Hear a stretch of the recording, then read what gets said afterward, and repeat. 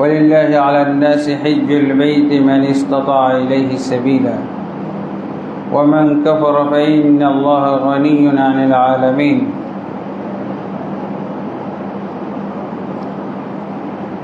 وقال سبحانه وأتموا الحج والعمرة لله وقال سبحانه الحج أشهر معلومات فمن فرض فيهن الحج فلا رفث ولا فسوق ولا جدال في الحج وما تفعلوا من خير يعلمه الله وتزودوا فإن خير الزاد التقوى واتقون يا أولي الألباب وقال النبي صلى الله عليه وسلم العمرة إلى العمرة كفارة لما بينهما والحج المبرور ليس له جزاء إلا الجنة رواه البخاري وقال رسول الله صلى الله عليه وسلم من حج لله فلم يرفث ولم يفسق رجع كيوم ولدته أمه رواه البخاري وغيره وقال النبي صلى الله عليه وسلم وهو صحيح إلى ابن عمر رضي الله عنه من كان له ساعة أن يحج فلم يحج فلا عليه يموت يهوديا ولا نصرانيا رواه الترمذي وغيره الحمد لله আল্লাহ তাবারক ওয়া তাআলার অসংখ্য অগণিত তারিফাত গুণগান এবং শুকরিয়া যে আল্লাহ আমাদেরকে বিশ্বের প্রতিকূল অবস্থায় এবং বিভিন্ন ধরনের ঝামেলার মধ্যে সুস্থ রেখেছেন, ঈমানের সাথে দিন পালনের মধ্যে রেখেছেন। আল্লাহ তাবারক ওয়া তাআলা আমাদেরকে তার দিনের জন্য কবুল করুন এবং দিন এবং ঈমানের সাথে আমাদের যেন শেষ নিঃশ্বাস ত্যাগের সুযোগ দান করেন, আল্লাহুম্মা আমিন। নবী মুহাম্মদুর রাসূলুল্লাহ সাল্লাল্লাহু আলাইহি ওয়াসাল্লামের প্রতি অসংখ্য অগণিত দুরূদ ও সালাম নাযিল হোক। আল্লাহুম্মা সাল্লি আলাইহি আল্লাহুম্মা বারিক আলাইহি আল্লাহুম্মা সাল্লিম আলাইহি। অতঃপর সম্মানিত মুসল্লিয়ানে কেরাম, আমি দক্ষিণখানে রুটিনিভাবে মাসের দ্বিতীয় জুমা খুতবা দিয়ে থাকি। সেই রুটিন মোতাবেক আমার হজ্জের পূর্বে এটাই হলো শেষ জুমা। মে মাসের দ্বিতীয় জুমায় ইনশাআল্লাহ মক্কা মদিনায় থাকা হবে। সবাই দোয়া করবেন আল্লাহ তাবারক ওয়া তাআলা যেন আমার এবং সকল মুসলিম হজ যাত্রীদের হজকে কবুল করুন এবং সবাইকে হজ সফর সহজ করে দেন, আল্লাহুম্মা আমিন। তো সঙ্গত কারণে আজকের খুতবাটা হজের উপরই হবে এবং আমাদের উত্তরাতে একটা হজের বড় সেমিনারও হচ্ছে কমিউনিটি সেন্টারে। আমাদের যারা আগে আমাদের সাথে হজে গেছেন আমি সেই মুসল্লিদেরকে বিশেষভাবে বলবো এবং যারা ভবিষ্যতে যাবেন অথবা অতীতে হজে গেছেন তাদের সবাইকে দাওয়াত থাকলো সেই সেমিনারে অ্যাটেন্ড করার জন্য।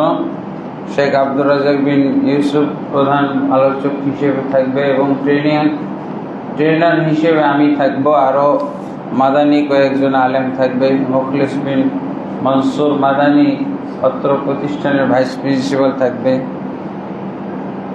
তো হজ্জের বিষয়টা আমাদের বাঙালি মুসলিমদের কাছে আসলে আমরা বলবো যে একটা অজানা বিষয়ের মতো। অজানা কোন দিক দিয়ে বলছি, যারা হজ পালন করতেছে তারা কয়জন হজ্জের হক আদায় করার জন্য অথবা হজ যে আল্লাহর হক সেটা মনে করে পালন করতে যায়, সেটা কিন্তু আসলে সন্দেহের ব্যাপার। কারণ কি, অনেককেই আমরা দেখেছি যে হজে যাচ্ছে কি জন্য, এই যে সবাই যাচ্ছে, আমি না গেলে কেমন হলো, আমার তো হচ্ছে এদের টাকা বেশি। এটা লজ্জার ব্যাপার না? গ্রামের অমুক যাচ্ছে, তমুক যাচ্ছে, আমাকে যাইতে হবে, হ্যাঁ? অথবা এটাকে একটা ক্রেডিটের ব্যাপার মনে করে, একটা অহংকার গৌরবের মতো মনে করে, এই ধরনের অবস্থা। এই সবাই যাচ্ছে, আমিও যাই, তো এইরকম অবস্থাটা হয়ে গেছে। তাহলে কি হজ কি আমি বুঝে শুনে করলাম? যারা করতেছি তাদের ব্যাপারটা, আর যারা করে না তাদের তো হজ সম্পর্কে মোটেও বুঝে না। হজ ফরজ নয়, ফরজ নয় এরকম খুব কম আছে। এখন আলহামদুলিল্লাহ আমরা বাংলাদেশি নাগরিক প্রায় সবাই স্বাবলম্বী বলা যায়, স্বাবলম্বী বলা যায়। তো আমরা হজের ফরজিয়তটাকে বুঝি না। আসলে আমরা যে ইসলাম গ্রহণ করেছি, ইসলাম পালন করি, ইসলামের মধ্যে আসি বলছি,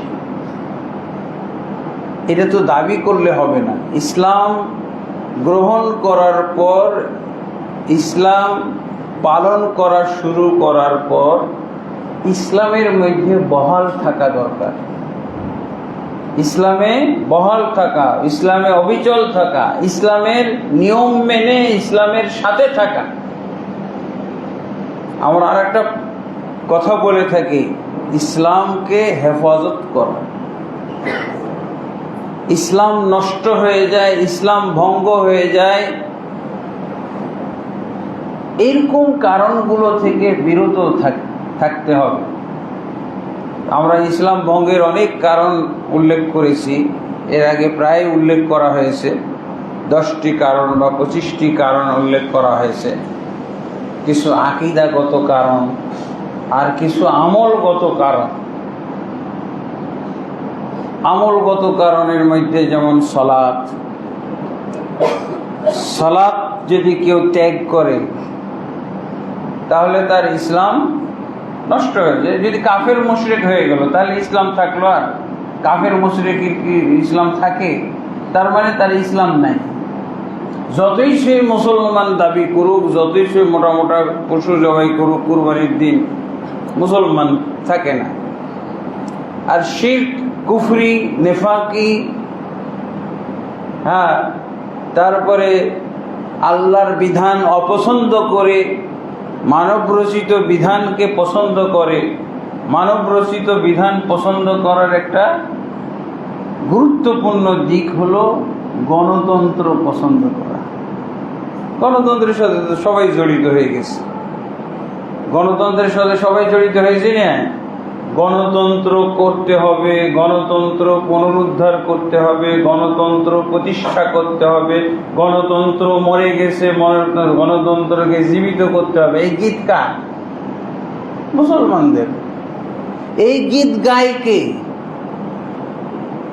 গণতন্ত্র মরে গেছে এই জন্য কান্নাকাটি, গণতন্ত্র জীবিত করতে হবে, সব ইসলাম ভঙ্গের কারণ। সূরা আল ইমরানের 19 নম্বর আয়াত আর 85 নম্বর আয়াতকে একেবারে পায়ে ভুলুণ্ঠিত করার মতো কথা হলো গণতন্ত্র চায়, গণতন্ত্র উদ্ধার করতে চায়, গণতন্ত্র জীবিত করতে চায়। এসব কথাগুলো কি সূরা আল ইমরানের 19 নম্বর আয়াত আর 85 নম্বর আয়াত আর সূরা কাফিরুনকে পদদলিত করার মতো কথা। পায়ে পদদলিত। আমি কোরআন, একটা নাস্তিক যদি দেখি যে কোরআনের আয়াত পুড়িয়ে দিচ্ছে, এই খেপা মুসলমান, কত খেপা, ধর ওকে কোথায় পাওয়া যাবে? আরে গণতন্ত্র গণতন্ত্রের স্বীকৃতি মানে ওই যে নাস্তিকটা যে কোরআন পুড়িয়ে দিল, কোরআনের উপরে দাঁড়িয়ে যে কোরআনকে অবমাননা করলো, একই কথা। গণতন্ত্র আমি চাই, এই কথাটা আর ওই কথা একই, কিন্তু ব্যাককল মুসলমান বুঝেই না। বুঝে গণতন্ত্র চায় আর নাস্তিকের ওই কোরআনের উপরে নাচানাচি করা, কোরআনকে পুড়িয়ে দেওয়া একই কথা। গণতন্ত্র মানে কি? কোরআন চায়, কোরআন দূরে সরাও, মসজিদে ঢুকাই দাও, আলমারিতে তারা মারো, ছবিটা খতম দাও, শুধু তেলাওয়াত করো, হাফেজদেরকে দিয়ে পড়াও, খবরদার তর্জমা করা যাবে না। সূরা কাফিরুনের তর্জমা আপনি করতে পারবেন? সংসদ ভবনে সূরা কাফিরুনের তর্জমা করে দেখেন তো কি অবস্থাটা, তছনছ হয়ে যাবে। সূরা কাফিরুনের তর্জমা করা আর এই যে কি বলে কি পার্লামেন্টে সূরা কাফিরুনের তর্জমা করা আর ওইখানে সবাইকে ব্রাশ ফায়ার করে মেরে ফেলা একই কথা। থাকতে পারে না। সূরা কাফিরুন যেখানে আছে সেখানে পার্লামেন্টের একটা সদস্য থাকতে পারে না, থাকার কোনো সুযোগ নেই। কিন্তু অজ্ঞতার বলে, অজ্ঞতার শক্তিতে আমরা মুসলিম, অজ্ঞতার বলে বলি ইসলাম বুঝি না। দেখি সূরা কাফিরুন একই ধারায়, যেমন ইসলাম ভঙ্গের কারণ, ঠিক আবু বকর রাদিয়াল্লাহু আনহুর ঘটনা তো প্রায় আপনারা সবাই জানেন। আবু বকর খলিফা হওয়ার পর যুদ্ধ করেছিল কাদের সাথে? যুদ্ধ হলো একদল মুসলমানের সাথে যারা তাহাজ্জুদ গুজার, 5 ওয়াক্ত সালাত পড়ে, সালাতুল দোহা পড়ে, তাহিয়াতুল মসজিদ পড়ে, তাহিয়াতুল ওযু পড়ে, হজ উমরা পালন করে, রমজান মাসের একটি সিয়ামও ভঙ্গ করে না, সব সিয়াম পালন করে, শাওয়ালের 6 রোজা পালন করে, আরাফাতের সিয়াম পালন করে, মুহররমের সিয়াম পালন করে, শাবানের সিয়াম পালন করে, সব করে। শুধু কি বলল? যাকাত দেব না। কারণ যার কাছে আল্লাহ যাকাত দিতে বলছে সেই লোকটাই তো নাই। আল্লাহ তো যাকাত দিতে বলছে মুহাম্মদের কাছে সাল্লাল্লাহু আলাইহি সাল্লাম। কি বলছেন আল্লাহ? খুয মিন আমওয়ালিহিম সাদাকাতান তুতাহিরুহুম ওয়া তুযাক্কিহিম বিহা। হে মুহাম্মদ, আপনি এদের কাছ থেকে সাদাকা গ্রহণ করেন। সাদাকা বলতে যাকাত গ্রহণ করেন। ফরজ সাদাকা হলো যাকাত, ফরজ সাদাকা আর যাকাত একই কথা। তাদের কাছ থেকে আপনি ফরজ সাদাকা গ্রহণ করেন। কেন? তুতাহিরুহুম ওয়া তুযাক্কিহিম বিহা। এই ফরজ সাদাকা গ্রহণ করে তাদেরকে আপনি পবিত্র করেন, পরিশুদ্ধ করেন। তারা বলল, গবেষণা করে ইজতিহাদ করে বলল যে মুহাম্মদ সাল্লাল্লাহু আলাইহি সাল্লামকে পবিত্র করার দায়িত্ব দিয়েছে আল্লাহ। মুহাম্মদ সাল্লাল্লাহু আলাইহি সাল্লাম নবী রাসূল, সেই হিসেবে তার পবিত্র করার ক্ষমতা আছে। যাকাতটা নিয়ে আমাদের পবিত্র করবে। আর কে আছে? মুহাম্মদ সাল্লাল্লাহু আলাইহি সাল্লামের পরে আর কে পবিত্র করার মতো আছে? অতএব যাকাতটা বাদ। তাহাজ্জুদ হবে, 5 ওয়াক্ত সালাত পড়বে, 5 ওয়াক্ত সালাত পড়লে কাফের বলবো, এটাও ঠিক আছে। কিন্তু যাকাত দেওয়া, যাকাত আমরা দেব না। কারণ অপাত্রে দিব কেন? আবু বকরকে তো দিতে বলে নাই আল্লাহ যাকাত। আবু বকরের কাছে দিতে তো বলে নাই, ওমরের কাছে দিতে বলে নাই। আল্লাহ মুহাম্মদ সাল্লাল্লাহু আলাইহি ওয়াসাল্লামের কাছে যাকাত দিতে দেব কেন? এই জন্য 4টা রকম পালন করবে ঠিক মতো, হজ উমরা সহ, শুধু যাকাতটা দিবে না। আবু বকর রাদিয়াল্লাহু আনহু কি বললেন? এদের ইসলাম নাই।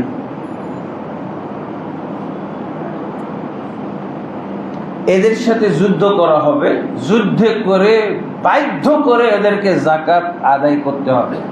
আর যদি যাকাত না আদায় করে যুদ্ধ করতে গিয়ে যদি তাদেরকে হত্যা করতে হয় তো হত্যা করতে হবে। সবাইকে হত্যা করতে হলে সবাইকে হত্যা করতে হবে। যদি তারা তওবা করে যে হ্যাঁ যাকাত দিব, ভুল বুঝেছিলাম, যাকাত দিব, আপনার কাছেই দিব, সরকারি কোষাগারে জমা করে দেব, যদি স্বীকার করে তাহলে রেহাই, আর না হলে শিরচ্ছেদ, হত্যা। সালাত তো তার চেয়েও বড় অপরাধ, তার চেয়ে বড় অপরাধ না? সালাত ত্যাগকারী তো দেখেই নাই। আবু বকর সালাত ত্যাগকারী দেখছিলেন? দেখেন নাই। একজনও সালাত ত্যাগকারী তখন নাই। রাসূলের যুগেও ছিল না, আবু বকরের যুগেও ছিল না সালাত ত্যাগকারী। যাকাত ত্যাগকারী দেখা গেল প্রথম। এই যাকাত ত্যাগকারী নিধন, যাকাত ত্যাগকারীকে নিধন করার সিদ্ধান্ত হলো। প্রথম দিকে তো সাহাবীদেরও বুঝে আসতেছে না, লা ইলাহা ইল্লাল্লাহ পড়ে, আল্লাহ রাসূল বলে লা ইলাহা পড়লেই জান্নাত। আবু বকর বলে কি যুদ্ধ করবে, যুদ্ধ মানেই তো হত্যা করে ফেলা। তো জান্নাতে যাওয়ার অধিকারী, জান্নাতে যাওয়ার উপযুক্ত লা ইলাহা, শুধু কি লা ইলাহা পড়ছে নাকি তারা? আরো 3টা পড়ে নাই, আরো 3টা কাজও করে। 5 ওয়াক্ত সালাত, অন্যান্য নফল সালাত, সুন্নত সালাত সব করছে, শুধু যাকাত দিবে না। যুক্তিটা এই যে কার কাছে দেব, সেই লোকটাই তো নাই। আর সাহাবীদের কথা যে আবু বকরের কাছে দিবা, রাসূল সাল্লাল্লাহু আলাইহি ওয়াসাল্লামের স্থল অভিষিক্ত হয়েছেন আবু বকর, খলিফা না? খলিফা মানে তো স্থল অভিষিক্ত, রাসূলের স্থল অভিষিক্ত করা হয়েছে। সকল মুসলমান মিলে রাসূলের স্থল অভিষিক্ত করেছে আবু বকরকে, তার কাছে দিতে হবে, সরকারের কোষাগারে জমা দিতে হবে। ওমরের মতো সাহাবীও বিভ্রান্তির মধ্যে পড়ে গেছে, বুঝে কুলাইতে পারছেন। হ্যাঁ ঠিকই তো, লা ইলাহা পড়লে জান্নাত, রাসূল সাল্লাল্লাহু আলাইহি ওয়াসাল্লাম বলছেন। তো যুদ্ধ করে মেরে ফেলা হবে কেন? আবু বকর রাদিয়াল্লাহু আনহু তো সবাই মিলে ওমরকে বললেন যে আপনি যান, আবু বকরকে নিরালে নিভৃতে প্রাইভেট বুঝান, এই হাদিসগুলো শোনান ওনাকে। ওনার মাথার থেকে মনে হয় লা ইলাহা ইল্লাল্লাহর ফজিলতের হাদিসগুলো মনে হয় মুছে গেছে। আপনি যে আবার শোনান, রিপিট করেন আবু বকরের কাছে। আবু বকর রাদিয়াল্লাহু আনহু কি ওগুলো বুঝেন না? আবু বকর তো ওগুলো মুখস্থ রাখছে।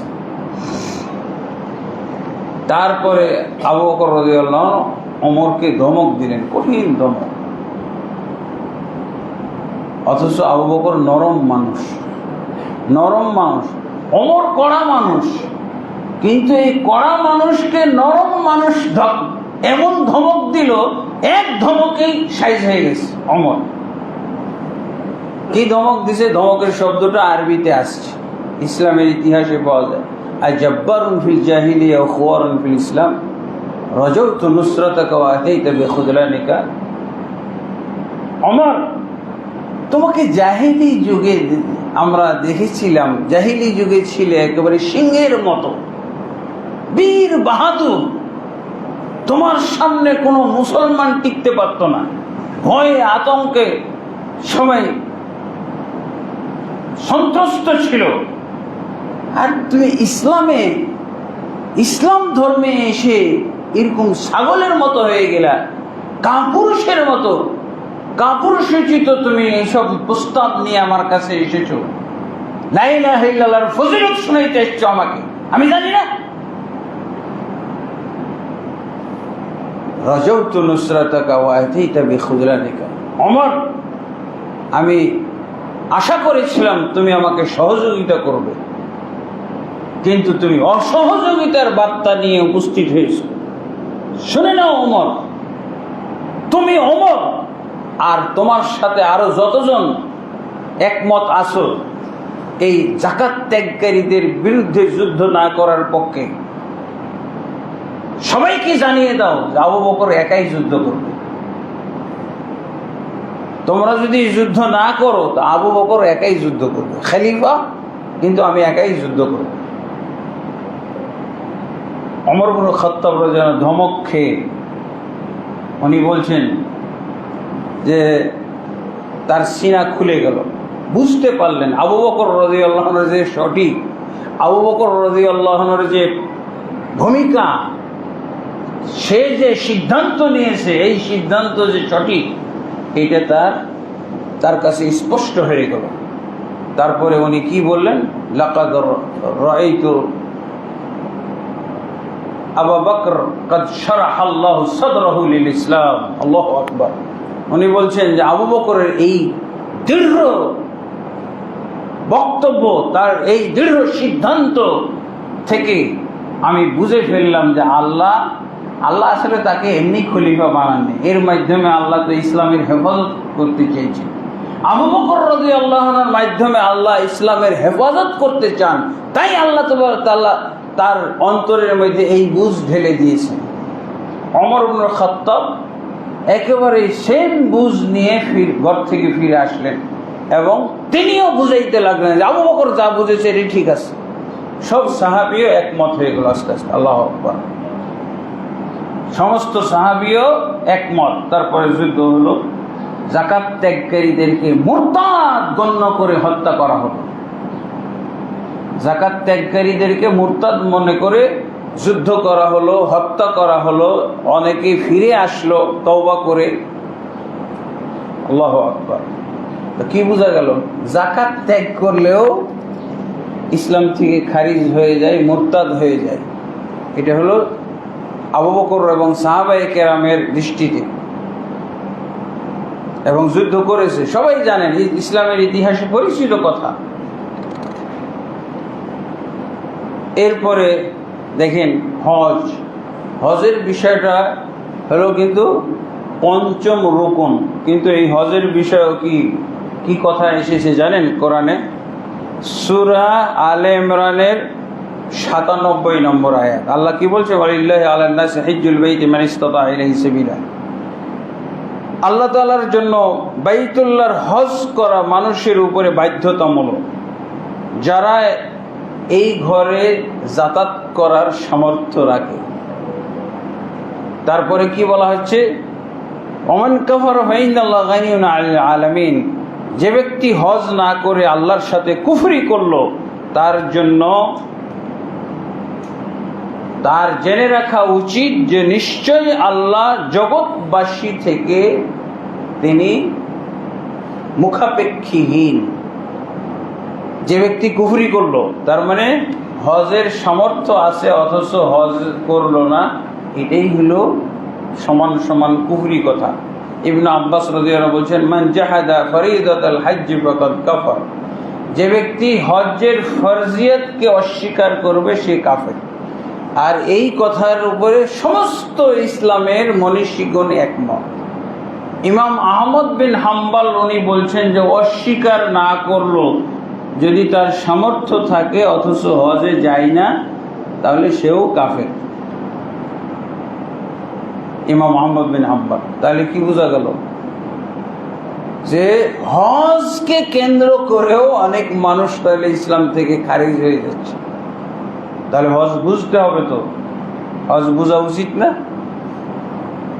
হজ ফরজ হয়েছে, হজে যাওয়ার সামর্থ্য আছে অথচ হজ করল না, তার এই কাজকে, এই আচরণকে কুফরি বলা হয়েছে। যে ব্যক্তি আল্লাহর সাথে কুফরি করলো, অর্থাৎ হজে গেল না, সামর্থ্য আছে তারপরও হজে গেল না, এই ব্যক্তি আল্লাহর কোনো ক্ষতি করতে পারে না। আমি যদি এক ওয়াক্ত নামাজও না পড়ি, তো আল্লাহর ক্ষতি হবে? হ্যাঁ, আমরা তো সরকারকে বিপদে ফেলার জন্য কি করি, কি কর্মবিরতি দিয়ে দিই, হরতাল করে দিই, অবরোধ করে দিই, তখন সরকার ভয় পেয়ে যায়। সরকার, আর যে সরকার ভয় পায় না ওই স্বৈরাচার হয়ে যায়। এই ভয় পাস না কেন? আমরা এত অনশন করি, আমরা এত কর্মবিরতি পালন করি, আমরা হরতাল করি, আমরা অবরোধ করি, তুমি ভয় পাও না কেন? তুমি তো স্বৈরাচার। তা আল্লাহ তাবারক ওয়া তাআলা, আমরা যদি হজ না পালন করি এতে আল্লাহর কোনো ক্ষতি হয় না। আল্লাহর কোনো ক্ষতি হয়? এই যে সালাত আমরা যদি কেউ না পড়ি, আল্লাহর কোনো ক্ষতি হবে? হবে না। তাহলে অবশ্যই যার সামর্থ্য আছে তাকে বাইতুল্লাহ পর্যন্ত যাতায়াত করার এর মাপকাঠিটা কি, সামর্থ্যের মাপকাঠিটা কি? মানিস্তাতা ইলাইহি সাবিলা, যার বাইতুল্লাহ পর্যন্ত যাওয়া আসার খরচ আছে, বাইতুল্লাহ পর্যন্ত যাওয়ার আসা, এদিকে বলা হয়েছে কোরআনে, এবং ব্যাংক ব্যালেন্স আছে, যথেষ্ট পরিমাণ ব্যাংক ব্যালেন্স আছে, এটা বলা হয়েছে। কাবা শরীফ, মসজিদুল হারাম, মক্কা যাওয়া আসার খরচ আছে, তার ব্যাংক ব্যালেন্স আরো 10 লক্ষ টাকা আছে, এই কথা তো নাই। বরং হাদিসে বা এই আয়াতের ব্যাখ্যায় বলা হয়েছে ওই ব্যক্তির উপরে যেই সমস্ত লোকের ভরণ পোষণ ওয়াজিব, স্ত্রী সন্তান তাদের ভরণ পোষণ করা ওয়াজিব না, দেওয়া ওয়াজিব না, এদের ভরণ পোষণের খরচ এই সময়ের মধ্যে বহন করার মতো টাকা দিয়ে যেতে পারবে, তাহলে ওই ব্যক্তির জন্য হজ ফরজ। তার মানে আমরা প্যাকেজ অনুযায়ী যদি এখন বোঝার চেষ্টা করি, সর্বনিম্ন প্যাকেজ হলো 5.5 লাখ টাকা এই বছরের হিসেবে। 25 দিন কাছে থাকবে, বাকি দিনগুলো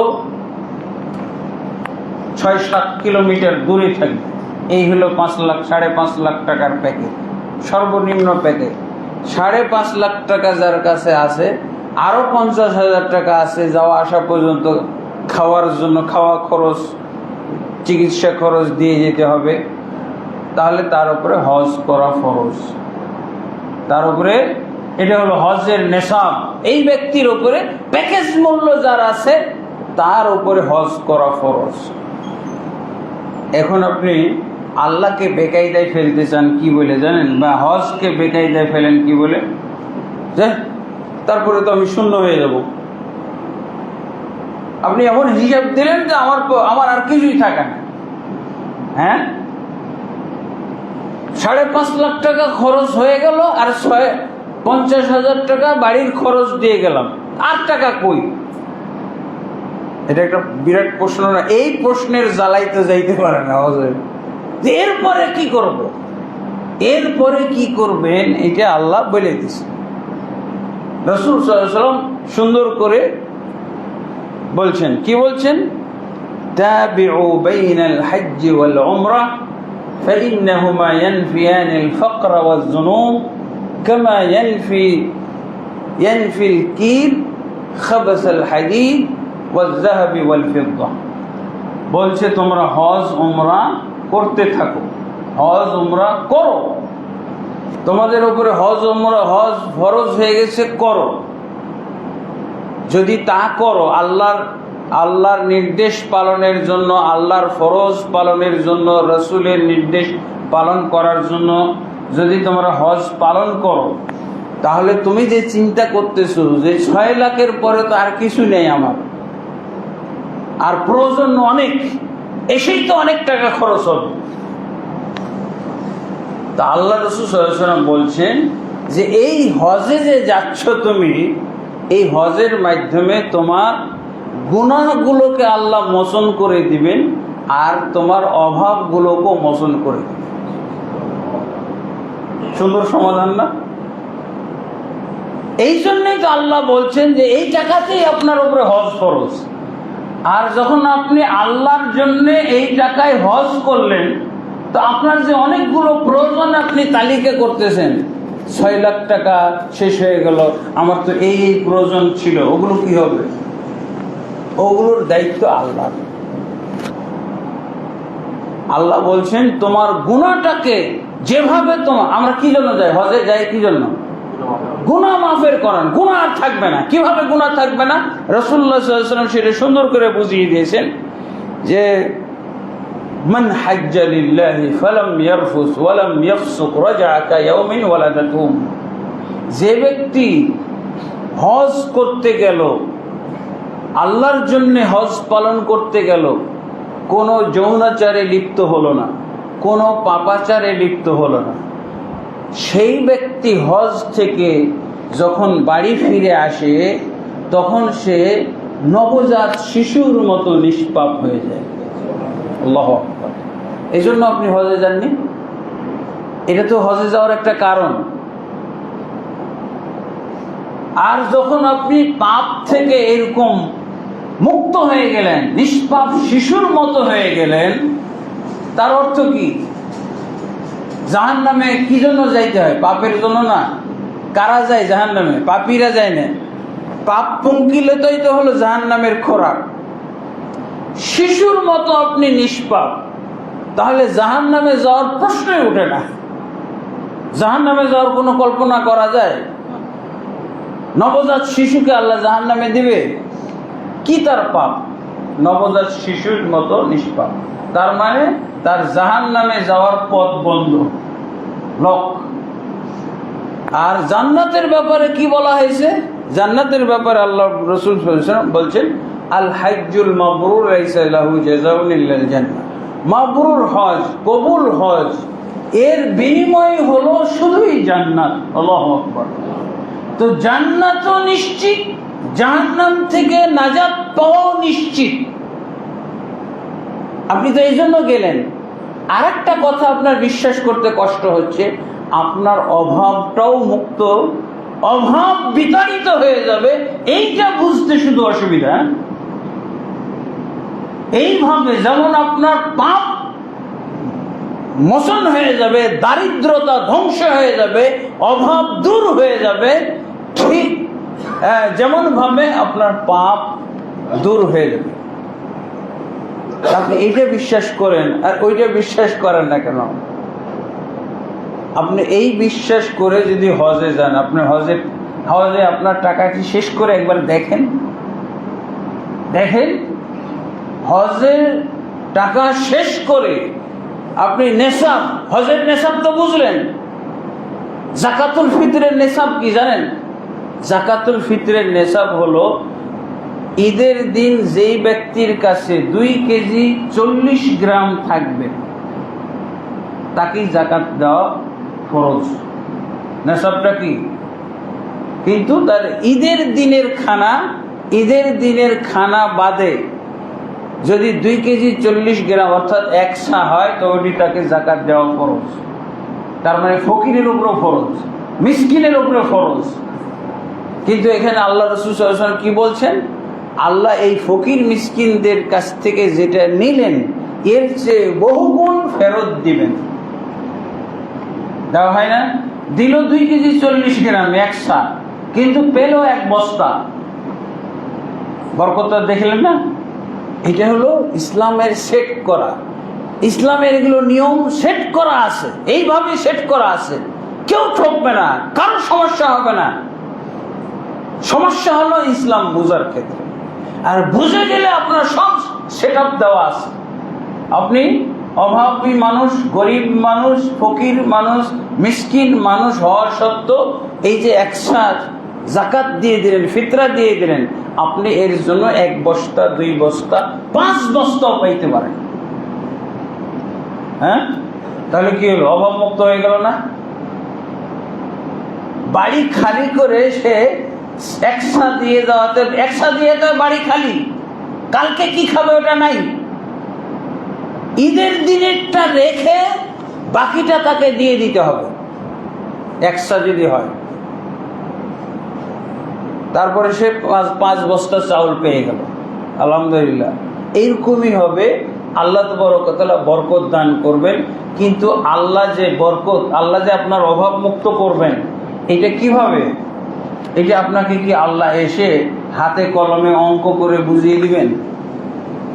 এই আল্লাহ আপনাকে অভাব মুক্ত করবেন, আল্লাহ আপনাকে কিছু দিলে সেটার নিয়ম হলো মিন হাইসু লা ইয়াহতাসিব, কল্পনার বাইরে হবে, কল্পনারও বাইরে।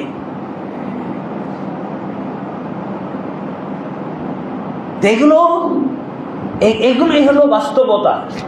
রাসূলুল্লাহ সাল্লাল্লাহু আলাইহি ওয়াসাল্লাম বলছেন, তোমরা হজ উমরা পালন করো। হজ উমরার মাধ্যমে তোমাদের গুনাহগুলো মাফ করে দিবেন এবং অভাবগুলো আল্লাহ দূর করে দিবেন। তবে অভাবগুলোর আপনি অভাবগুলোর নোট কোথায় দিবেন? আল্লাহর বাড়িতে গিয়ে যে আল্লাহ তোমার হজ পালন করার জন্য আমি সব টাকা নিয়ে এসেছি। রাসূলুল্লাহ আবু বকর রাদিয়াল্লাহু কি করেছিলেন? ইয়া রাসূলুল্লাহ, আমি বাড়ি থেকে সব নিয়ে এসেছি, শুধু আল্লাহ এবং আল্লাহর রাসূলকে আমি রেখে এসেছি। আল্লাহ এবং আল্লাহর রাসূলকে, মানে আল্লাহ এবং আল্লাহর রাসূলের সন্তুষ্টি লাভের জন্য আমি সব নিয়ে চলে এসেছি। এখন আল্লাহ যদি সন্তুষ্ট হয় তাহলে আমাকে ফিরিয়ে দিবেন, রাসূল যদি সন্তুষ্ট হয় তো ফিরিয়ে দিবেন। দিয়েছেন না? আল্লাহু আকবার। আসলে কি আল্লাহর প্রতি আমার বিশ্বাস আছে? আল্লাহর প্রতি বিশ্বাস থাকলে আমরা এগুলো অবশ্যই নির্দ্বিধায়, কোনো ধরনের দ্বিধা সংকোচ না করে, পিছপা না হয়ে সামনের দিকে এগিয়ে যেতাম। আল্লাহ আমাদেরকে তৌফিক দান করুন। এরপরে শুধু তাই না, আমরা যে হজ ফরজ, এটা তো আমরা অনেক সময় নিজেরাই বুঝি, নিজেরাই কিছু সংশয় সন্দেহ পেশ করে আল্লাহকে আমরা বিদায় করতে চাই। আল্লাহর এই ফরজকে আমরা বৃদ্ধাঙ্গুলি দেখাইতে চাই। কি বলতে চাই? যে হজ ফরজ তো ব্যাংক ব্যালেন্সের উপরে, আমার তো ব্যাংক ব্যালেন্স নাই। আচ্ছা, জমি যেটা হয়েছে এটা কে দিছে আপনাকে? শাহজালাল রহমতুল্লাহ আলাই, শাহপনার রহমতুল্লাহ আলাই আপনাকে এই যে প্রপার্টিটা দিয়েছে, এই যে বাড়ি, আপনি গ্রামের লোক ছিলেন, অনেকের ইতিহাস ছিল, হ্যাঁ অনেকের ইতিহাস আমি শুনছি। এই যে নন্দনকানন একটা, এর ইতিহাস শুনলাম, টিউশনি পড়াই, সাইকেলে চড়ে চড়ে টিউশনি পড়াই। এখন উত্তরাতে কতগুলো বাড়ি বানাই দিছে সেই নন্দনকানন, তার ইতিহাস হলো আমি জানি। ওই ফ্যামিলিটার সাথে একটা আমার সম্পর্ক আছে। সে লোকটা কি টিউশনি পড়াই, এখন শত শত কোটি টাকার মালিক। কে দিছে? আল্লাহ দেয় নাই। আল্লাহ কিভাবে দিবে? আল্লাহর দেওয়ার নিয়ম হলো মিন হাইতু লা ইয়াহতাসিব, এমন ভাবে আল্লাহ দিবেন যে কল্পনাই করতে পারেন না, কল্পনা করতে পারেন না। সেটা অনেক সময় আল্লাহ হালাল ভাবেও দেন, হারাম ভাবে। যে যেই পথ অবলম্বন করে, হালাল পথ অবলম্বন করে চললে হালাল ভাবেই দিয়ে দেন। হারাম পথ, তবে আল্লাহর প্রতি এই সুধারণাটা রাখতে হবে। একদিন আমি আল্লাহর প্রতি সুধারণা কুধারণার উপরে বক্তব্য দিয়েছি। আল্লাহর প্রতি সুধারণা কুধারণার বক্তব্য আমি দিয়েছি এই খুতবার মধ্যে, আলহামদুলিল্লাহ। এখানে আমরা যদি মনে করি যে কত কি তো আমরা ইসলামের পালন করি না, তো হজটা নাই করলাম, জমি জায়গা বেশি হজ করব নাকি? আবার অনেকেই আমাদের বাংলাদেশের মানুষের একটা কুসংস্কার আছে, মাথার মধ্যে কুসংস্কার বসে আছে, কি জমি বেচতে নাই। জমি বেচাটা হলো কুলক্ষণ, হ্যাঁ কুলক্ষণ। জমি বিক্রি করা, যেই আল্লাহ জমি দিলেন সেই আল্লাহর জন্য আমি জমি বিক্রি করা কোন অক্ষর নাকি? বরকতের কারণ। যদি আল্লাহর জন্য আপনি জমিটা বিক্রি করেন, একটা অংশ বিক্রি করেন, তো আল্লাহ বিক্রি করে হয়তো ডাবল দিবেন, এর কয়েক গুণ বেশি দিবেন। সেই বিশ্বাসটা আমাদের রাখতে হবে। যদি তা না করি, নানান অজুহাত যদি আল্লাহকে দেখাইতে থাকি, একটা অজুহাত যেমন দেখাইলাম যে আসলে ক্যাশের উপরে হজ ফরজ, আমার তো ক্যাশ নেই, জমিটা তো জমি তো আমার অনেক সময় ক্যাশ করে ফেলি। কিভাবে? যখন দেখা যায় যে একটা ভালো একটা সুযোগ পাওয়া গেছে, ভালো একটা জমি পাওয়া যাইতেছে, ভালো একটা দোকান পাওয়া যাইতেছে, ব্যবসা পাওয়া যাইতেছে, ব্যবসার সুযোগ পাওয়া যাইতেছে, জাপানে যাওয়ার, আমেরিকায় যাওয়ার যখন ভিসা পাওয়া যাইতেছে, তখন 10 লাখ টাকা দিয়ে ভিসা কোথার থেকে কিনে ফেলতেছেন? জমি বিক্রি করে নেন। তার বেলায় তো কাউকে সুযোগ দিতে চান না যে একটা ভিসা আছে, 10 লাখ টাকা লাগবে, 5 লাখ টাকা বেতন, মাসিক বেতন 5 লাখ টাকা, এই ভিসাটা কিনলে 10 লাখ টাকা লাগবে। হ্যাঁ, আপনারা নেবেন? মুসল্লিরা কেউ নেবেন? দেখবে যে মুসল্লিদের মধ্যে বের হয়ে গেছে, নাকি আমি অন্য মসজিদে বলবো?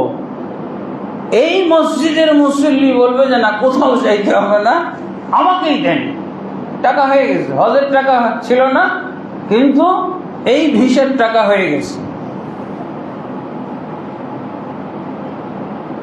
অনেক সময় আমরা ভালো যোগ্য জামাই পেয়ে গেলে যৌতুকেরও টাকা হয়ে যায়। কোনো টাকাই ছিল না, কিন্তু জামাই বিদেশে থাকে, আমেরিকায় ইস্টাবলিশ ব্যবসায়ী, বড় ব্যবসায়ী, সে বিয়ে করতে চায়, তার আবার টাকা হয়ে গেছে। তখন টাকা ঠিকই হয়ে গেছে, আল্লাহর সাথে এগুলো কি তামাশা? আল্লাহর সাথে হিসাব করা যায় না। আল্লাহ রাসূল সাল্লাল্লাহু আলাইহি ওয়াসাল্লাম আয়েশাকে, আসমা বিনতে আবি বকর রাদিয়াল্লাহু আনহাকে বলেছিলেন, খবরদার আল্লাহর ক্ষেত্রে কোনো হিসাব নিকাশে যাবে না। তুমি যদি আল্লাহর ক্ষেত্রে হিসাব নিকাশে না যাও, আল্লাহর জন্য শুধু খরচ করো, আল্লাহ তোমার সাথে কোনো হিসাব নিকাশ করবে না, বেহিসাব দিবেন। বেহিসাব শব্দগুলো শুনছেন? বেহিসাব দিবেন। সূরা তালাকের মধ্যে মাইয়াত্তাকিল্লাহ ইয়াজআল লাহু মাখরাজা ওয়া ইয়ারযুকহু মিন হাইতু লা ইয়াহতাসিব। যে ব্যক্তি আল্লাহকে ভয় করে, কিভাবে আল্লাহকে ভয় করে? আল্লাহর ভয়ে হজের ফরজের জন্য আপনি টাকা রেডি করে ফেলেছেন, আল্লাহর ভয়। যে ব্যক্তি আল্লাহকে ভয় করবে, তাহলে আল্লাহ কি বলছেন? ইয়াজআল লাহু মাখরাজা। তার যদি সংকটও থাকে, যে সেই সংকট থেকে বেরিয়ে যাওয়ার সুন্দর রাস্তা আল্লাহ খুলে দিবেন। আর কি করবেন? ওয়া ইয়ারযুকহু মিন হাইতু লা ইয়াহতাসিব। তাকে আল্লাহ রিজিক দান করবেন এমন ভাবে সে কল্পনাও করতে পারে। কল্পনাতীত ভাবে অনেকে ধনী হয়েছে না? টিউশনি করতে করতে ধনী হয়ে গেছে, মুসিগিরি করতে করতে প্রেসিডেন্ট হয়ে গেছে। এগুলোর নাম হলো কল্পনার বাইরে। একটা ছোট্ট রিক্সা চালাইতে চালাইতে সে কুলিগিরি করতে করতে সে বিরাট ধনী হয়ে গেছে। এই যে মক্কাতে মক্কা টাওয়ার, যেটা সবচেয়ে দামি হোটেল, মক্কা টাওয়ার, এই লোক ছিল মুরগি টুকরিতে করে মুরগি বেচে বেড়াইতো। মক্কা টাওয়ার, হিলটন টাওয়ার বলা হয়তো, 5 স্টার হোটেল। সম্পদের তার শেষ নাই, সম্পদের শেষ নাই। রাজিহি একটা লোক ইসলামী ব্যাংকে কুলিগিরি করত, ওই যে মাথায় বোঝা বহন করত। সে বিলিয়ন বিলিয়ন ডলার খালি দানই করছে। দান করতে করতে এখন তার শখ হয়েছে, তার মনের ইচ্ছা যাচ্ছে যে সব টাকাই দিয়ে দিবে আল্লাহর রাস্তায়। আল্লাহর রাস্তায় সব টাকা দিয়ে দেওয়ার পর বলছে, আমাকে বেশি হালকা লাগতেছে, বেশি আমাকে শান্তি লাগতেছে। টাকা আমি আগে কুলির মতো, কুলি থাকতে যেমন আমার টাকা ছিল না, এখন আমি টাকা সব দান করে দেওয়ার পরও আমার কোনো অভাব নেই, কিন্তু খুবই হালকা লাগতেছে।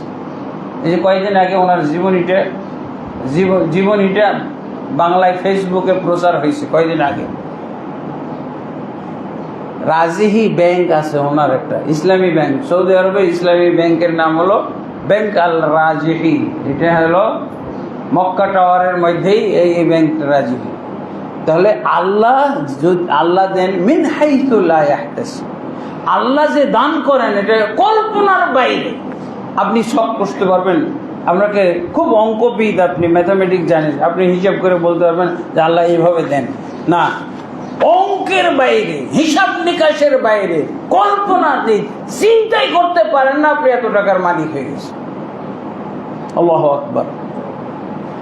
তো আল্লাহ বলছেন যে তার এইভাবে হজ উমরা কেউ যদি যায়, তাহলে তাকে এইভাবে আল্লাহ অভাব মুক্ত করে দেন। আল্লাহু আকবার। আর যদি হজ সামর্থ্য থাকা সত্ত্বেও হজ না করে, তাহলে রাসূলুল্লাহ সাল্লাল্লাহু আলাইহি ওয়াসাল্লাম এই যে সূরা আলে ইমরানের 97 নম্বর আয়াতের ব্যাখ্যা করেছেন কি, ব্যাখ্যা দিয়েছেন, মান কানা লাহু সাআতুন আন ইয়াহুজ্জা ফালাম ইয়াহুজ্জা, যেই ব্যক্তির হজ পালন করার সামর্থ্য আছে অথচ হজে গেল না, সেই ব্যক্তির মৃত্যুটা ইহুদি কিংবা খ্রিস্টান অবস্থায় মারা যাক, এতে আল্লাহর কোনো পরোয়া নাই। মানে হজ ফরজ অথচ হজে গেল না, এই ব্যক্তির মৃত্যুর দুইটা অপশন, একটা হলো ইহুদি অবস্থায় মারা যাবে অথবা খ্রিস্টান অবস্থায় মারা যাবে।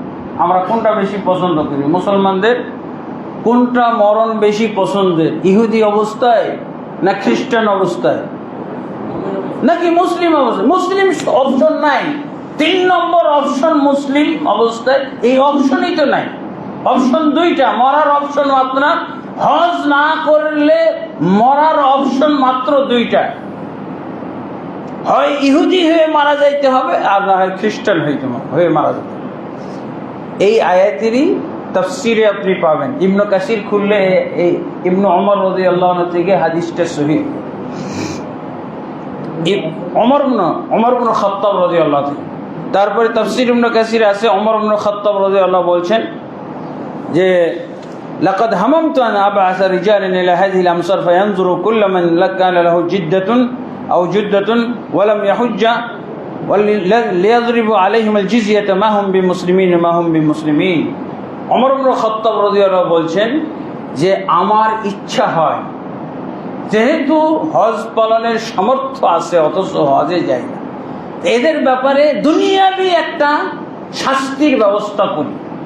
আখেরাতে তো ইহুদি হয়ে নাসারা হয়ে মারা গেলে যা হওয়ার হবে, ইহুদি নাসারা হয়ে মারা গেলে কি জান্নাতে যাবে? একবারে সরাসরি জান্নাত নাকি? হজ পালনকারী যেমন বলছে সরাসরি জান্নাত, ইহুদি নাসারা হয়ে মারা গেলে সরাসরি জান্নাত নাকি সরাসরি জাহান্নাম? সরাসরি জাহান্নাম। আর যেহেতু আখেরাতের পরিণাম তার জানাই গেল, এখন দুনিয়ার পরিণামটা ওমর সেট করে দিতে চাইছে। কি বলছেন? যাদের হজ ফরজ অথচ হজে যায় না, ঠিক ইহুদি খ্রিস্টানদের হিন্দু বা মুশরিকদের উপরে যেভাবে ট্যাক্স বসিয়ে দিয়েছি, এইভাবে তাদের উপর ট্যাক্স বসিয়ে, ট্যাক্স যারা হজে যায় না তাদের উপরে ট্যাক্স। ইসলামী রাষ্ট্রে থাকতে হলে হজ করোনা, যেহেতু হজ ফরজ, হজ করোনা, ঠিক হিন্দুদের মতো তোমরা আল্লাহর জমিনে থাকলে আল্লাহর বাহিনী মুমিন সম্প্রদায়কে ট্যাক্স দিয়ে থাকতে হবে। কেন? তিনি বলছেন মা হুম মুসলিমিন মা হুম বিমুসলিমিন, তারা মুসলিম নয়, তারা মুসলিম নয়, এই জন্যই ট্যাক্স বসিয়ে দিতে চায়। এই হলো রাসূল সাল্লাল্লাহু আলাইহি ওয়াসাল্লামের দৃষ্টিতে, কোরআনের দৃষ্টিতে, রাসূলের দৃষ্টিতে, সাহাবীদের দৃষ্টিতে হজ ত্যাগকারীর পরিণতি। তাহলে অবশ্যই আল্লাহ তাবারক ওয়া তাআলা আমাদেরকে যেন এই সমস্ত দলিল বুঝে, দলিল ছাড়া তো হজ লাগেই না, দলিল বুঝলে তাহলে আমাদের হজ লাগবে। এবং আপনি যদি এখন হজের কথা বুঝলেন, এখন কালকে আপনি হজে যেতে চাইবেন, হ্যাঁ রেডি, আগামীকালকে আকরাম সাহেব, মুখলেস সাহেব, তাহলে আমার টাকাটা জমা দেন। এটা এখনকার সময় এরকম না। আপনারা এই যে 26-এর জন্য যারা হজে যাচ্ছে, তাদের হজে যাওয়ার রেজিস্ট্রেশন কমপ্লিট হয়েছে অক্টোবরের 16 তারিখ, 25-এর অক্টোবরের 16 তারিখ। এখন যদি আপনি হজে যাওয়ার নিয়ত করেন, তাহলে আপনার এখন রেজিস্ট্রেশন করলে এই 26-এ যেতে পারবেন না, 27-এ যেতে পারবেন। এখন মনে করবেন যে তো এতদিন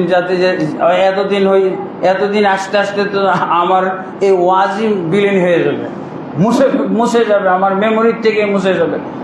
এই বছরের কি ব্যবস্থা আছে? এই বছরের কোনো ব্যবস্থা নাই। এই বছর আপনি নগদ রেজিস্ট্রেশন করতে পারেন 30,000 টাকা দিয়ে আপনি, তাহলে আপনার এই আল্লাহর ফরজিয়ত বুঝা আপনি কাজে লাগাইলেন, আপনার আল্লাহর ফরজিয়ত বুঝার উপরে একটু আপনি আমল করলেন। কারণ দুইটা রেজিস্ট্রেশন লাগে, একটা হলো 30,000 টাকা দিয়ে আর একটা হলো 3.5 লাখ টাকা দিয়ে, দুইটা রেজিস্ট্রেশন করে হজে যেতে হয়। তা আলহামদুলিল্লাহ, কেউ যদি আল্লাহর এই বিধান হৃদয়ঙ্গম করে থাকেন, বুঝতে পেরে থাকেন, তাহলে অবশ্যই এখন থেকেই সচেতন হইতে হবে, এখনই বুঝতে হবে। আর তা অন্যথায় আগে ভাবে না বুঝলে কোনো লাভ নাই। এখন যেতে পারছে না, আমাদের কাছে না হলে 50-60 জন যোগাযোগ করেছে, এবার হজে যাওয়া যাবে না, না এবার হজে যাওয়া যাবে, আগামীবার 27-এ যাইতে পারবেন। আল্লাহ তাবারক ওয়া তাআলা আমাদেরকে বুঝার তৌফিক দান করুন। রাসূলুল্লাহ সাল্লাল্লাহু আলাইহি ওয়াসাল্লাম আমাদের ব্যাপারে আর একটা ছোট্ট হাদিসের আমি ব্যাখ্যা করে শেষ করব। সেটা হলো, রাসূলুল্লাহ সাল্লাল্লাহু আলাইহি ওয়াসাল্লাম বলছেন, অনেকেই কিন্তু প্যাকেজ রেটের ব্যাপারে অভিযোগ তুলে থাকেন। রাসূলুল্লাহ সাল্লাল্লাহু আলাইহি ওয়াসাল্লাম প্যাকেজ রেটের, দেখেন 1400 বছর আগে কিয়ামত কাল পর্যন্ত যাবতীয় সমস্যার সমাধান কিন্তু কোরআন হাদিসে পাওয়া যায়। এই যে প্যাকেজ রেট বেড়ে গেছে, এই সম্পর্কে সমাধান কি রাসূলুল্লাহ সাল্লাল্লাহু আলাইহি ওয়াসাল্লাম সেই 1400 বছর আগে বলে গেছেন। অনেকে তো হাদিসই বিশ্বাস করে না। দেখেন বর্তমান যুগের সাথে কেমন করে মিলে যায়। প্যাকেজ রেট বেশি হয়ে গেছে, এই জন্য যেতে চায় না। রাসূলুল্লাহ সাল্লাল্লাহু আলাইহি ওয়াসাল্লাম বলছেন, আয়েশা রাদিয়াল্লাহু আনহাকে লক্ষ্য করে সহিহ বুখারীর হাদিস 1787 নম্বর হাদিসে এটার সমাধান দেওয়া হয়েছে যে ব্যক্তি হজে যাবে, হজে যাওয়ার সময় তার কোন হজটা করলে নেকি হবে, কিভাবে হজ করলে নেকি বেশি আসবে, আল্লাহ রাসূল সাল্লাল্লাহু আলাইহি ওয়াসাল্লাম 2টা মাপকাঠি বলছেন। যেই হজ করলে তার কষ্ট বেশি হবে, সেই হজে নেকি বেশি হবে, আর যেই হজে খরচ বেশি হবে, সেই হজে নেকি বেশি হবে। কি বুঝলেন? তাহলে প্যাকেজ যে বেশি হয়ে গেছে, প্যাকেজ বেশি হয়তো আপনি ঠকছেন না জিতছেন। রাসূলুল্লাহ সাল্লাল্লাহু আলাইহি ওয়াসাল্লাম বলছেন যে হজের খরচ যদি বেড়ে যায়, সওয়াবও ওরকম বেড়ে যাবে। আপনি তো যাচ্ছেন সওয়াবের জন্য, না কিসের জন্য যাচ্ছেন? তো সওয়াবটা তো আপনার বেড়েই যাচ্ছে, তা আপনি ঠকলেন কোথায়? তারপরও এখন ঘটনা হলো, যদি আপনি এর সাথে কি বলে স্বর্ণের সাথে আর জমির সাথে মিলান, তাহলে হজের প্যাকেজ হওয়ার কথা ছিল 20 লক্ষ টাকা। নিম্ন প্যাকেজটা 20 লাখ হওয়ার কথা। কারণ আমরা যখন আমার মাকে হজে পাঠাই 2003-এ, তখন স্বর্ণের রেট ছিল 7,000 টাকা ভরি। 7,000 টাকা ভরি, তাহলে 1,03,000 টাকার জন্য কয় ভরি স্বর্ণের দরকার ছিল বলেন? লা হাওলা। তারপরে সেই যুগে 1 বিঘা জমির দাম ছিল 50,000। ওই জমির দাম এখন 50 লাখ। তো জমি আপনি কিসের সাথে মিলাবেন? হজের প্যাকেজ রেট বেড়ে গেছে, কি দিয়ে বুঝলেন আপনি? না কমে গেছে? অনেক কমছে। যেই কমের কোনো সীমা রেখাই নাই, কল্পনাতীত ভাবে কমে গেছে। এবং আমার মায়ের সাথে আমার এক বিয়াই গেছিল একই বছরে, সে 2 বিঘা জমি বিক্রি করে গেছে। এই 2 বিঘা জমি বিক্রি করে সে 1,03,000 পাইছিল। ওই জমি বলতেছে এখন 1 বিঘায় 50 লাখ। তার মানে গোটা গোষ্ঠী যাইতে পারে। হজের রেট কমেছে। এগুলো হলো ভাওতাবাজি, আল্লাহর সাথে ভাওতাবাজি, আল্লাহর সাথে ধোঁকাবাজি। হজের রেট কমে গেছে দেখে এখন শুধু উমরা করবে। এই উমরাগুলো হজের বিকল্প পথ হিসেবে, হজের বিকল্প হিসেবে যারা উমরা পালন করতেছে, এই উমরাতে কোনো সওয়াব নাই, এগুলো বেদাতি উমরা, এগুলোতে গুনাহ হবে। কারণ আপনি এই উমরার মাধ্যমে হজ ধ্বংস করতেছেন। আপনি যদি ফরজ নামাজ বাদ দিয়ে শুধু যদি কি বলে চাশতের নামাজ পড়েন, লাভ আছে কোনো? ফরজ নামাজ 1 রাকাতও পড়েন না, 1 ওয়াক্ত পড়েন না, রাতের বেলায় তাহাজ্জুদ পড়েন জেগে জেগে, লাভ আছে? কোনো লাভ আছে? কোনো লাভ নাই। নফল উমরা হলো নফল। এই উমরা যদি আপনি পালন করেন, তো হজের বিকল্প পথ হবে নাকি? এটা হলো বাঙালি বুঝ, এবং বাঙালি তাই করতেছে। 1,27,000-এর জায়গায় মাত্র 80,000 হাজি হজে যাচ্ছে, প্রায় 50,000-ই যাচ্ছে না। কি করছে ওরা? উমরা দিয়ে আল্লাহকে শোধ দিতেছে। আল্লাহ এত টাকা পারবো না, আমরা ওই 1.5 লাখ টাকা দিয়ে উমরা দিয়ে শোধ করতেছি। এটা কি আল্লাহর সাথে ধোকাবাজি ভাওতাবাজি চলবে? রাসূলুল্লাহ সাল্লাল্লাহু আলাইহি ওয়াসাল্লাম সমাধান দিয়ে দিয়েছেন, লাকিন্নাহা আলা কাদরি নাফাকাতিকি আও নাসাবিকি। আয়েশা রাদিয়াল্লাহু আনহাকে আল্লাহ রাসূল লক্ষ্য করে বলেছেন, আয়েশা তুমি হজ উমরা করতেছো, এই হজ উমরার মধ্যে তোমার নেকির দুইটা খাত তুমি চিহ্নিত করে রাখো। তোমার হজ উমরা পালন করতে যদি পরিশ্রমটা বেশি হয়ে যায়, জানবে যে অন্যদের চাইতে তোমার নেকি বেশি হয়ে গেছে। আর অন্যদের তুলনায় যদি তোমার খরচটা বেড়ে যায়, তাহলে জানবে যে তোমার অন্যদের তুলনায় নেকিটাও বেড়ে গেছে। আল্লাহু আকবার। এটা তো জানতেন হাদিস না, এটা সমাধান, এটা প্যাকেজ গ্রহণ করার, প্যাকেজ রেটের সমাধান বর্তমান যুগে। হাদিস নম্বর হলো 1787, সহিহ বুখারী, জানতেন হাদিস না। আল্লাহ তাবারক ওয়া তাআলা আমাদেরকে বুঝার তৌফিক দান করুন। তারপরে হজ কবুলের অনেক শর্তাবলী রয়েছে, এগুলো আমাদেরকে জানতে হবে। অবশ্যই রাসূলের আল্লাহকে রাজি খুশি করার জন্য, পরকালের স্বার্থে জান্নাত পাওয়ার জন্য হজ পালন করতে হবে। আলহাজ আর হাজি হওয়ার জন্য হজ করা যাবে না। আর হজ করতে হবে রাসূল সাল্লাল্লাহু আলাইহি ওয়াসাল্লামের পদ্ধতির মোতাবেক, সুন্নাহ মোতাবেক। আমাদের সমাজে হজ হয় সেবা মোতাবেক, সুন্নাহ মোতাবেক হজ খুবই কম হয়। সেবা মোতাবেক, এই অমুক এজেন্সিতে চলো, ওরা কিন্তু এমন খাওয়ায়, মোটা বানায়।